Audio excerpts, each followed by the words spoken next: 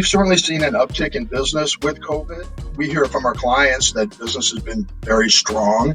We've been on a growth trajectory to begin with. We're on the pace to over double the size of our business this year from last. We met our 2019 revenue numbers in June. We're very active in the industry. We're a part of the fabric of the cannabis culture here in Arizona. And I think that plays a big part of it as well.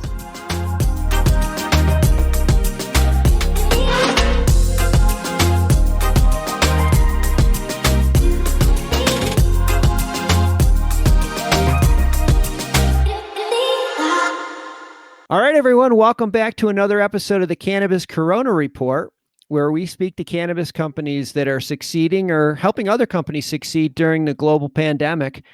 And today we're joined by Jeff Scrabeck from DIZPOT. Jeff, welcome to the show. Thanks, Dan. Thanks for having me. I appreciate the opportunity.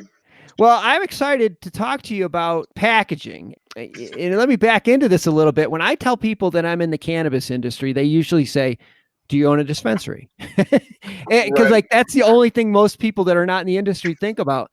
And when I tell them about all the ancillary businesses that support the industry, they're overwhelmed.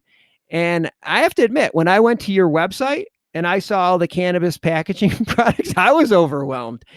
DIZPOT, just from reading your website, you started as a one-stop shop for dispensary, grow facilities, and manufacturers so that they could buy all their bulk packaging and their supplies.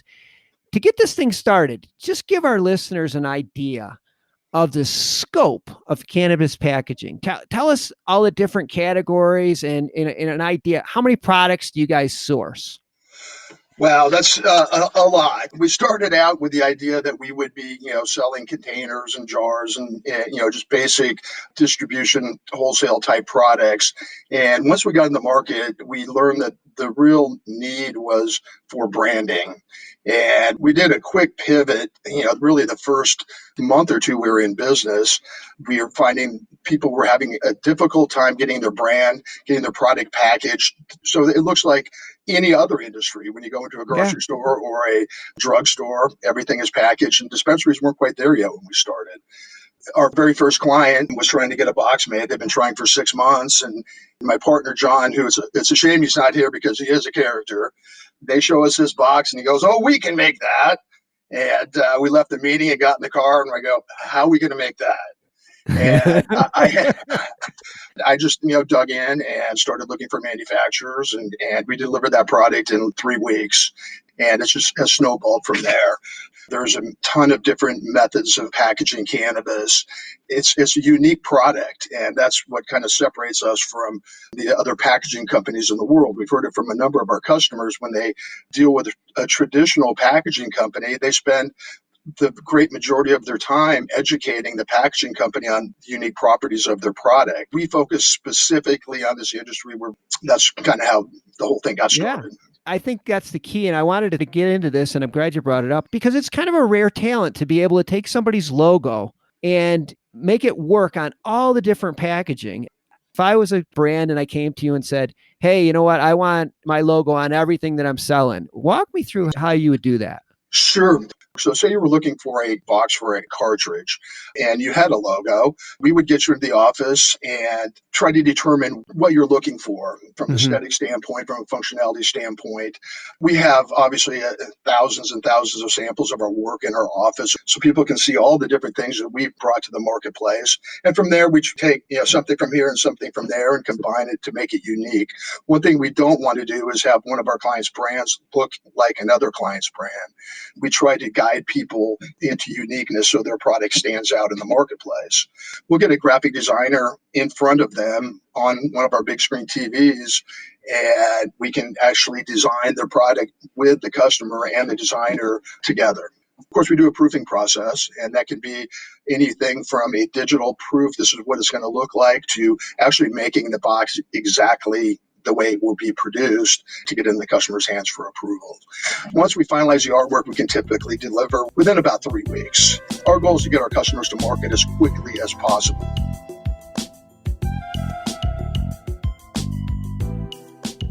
I just got to imagine with the COVID crisis right now, the people are hyper germ conscious, and that's putting a premium on packaging and making sure that the packaging is safe And like you said before, cannabis packaging is just so unique. You mentioned it, or somebody mentioned to me, that your first half of the year, your sales were just really, really good. Do you think a lot of that had to do with COVID related demand for secure packaging? We've certainly seen an uptick in business with COVID. We hear from our clients that business has been very strong. We've been on a growth trajectory to begin with. We're on the pace to over double the size of our business this year from last. We met our 2019 revenue numbers in June. We're very active in the industry. We're a part of the fabric of the cannabis culture here in Arizona. Sure. And I think that plays a big part of it as well. Yeah, I mean, I'm sure it all does. I just was wondering if you felt that there was any impact for the secure packaging or making sure that the packaging is right because of COVID. I think it's always in the back of people's mind, especially when you talk about medicine. You want to make sure that it was, that it's safely packaged. Absolutely.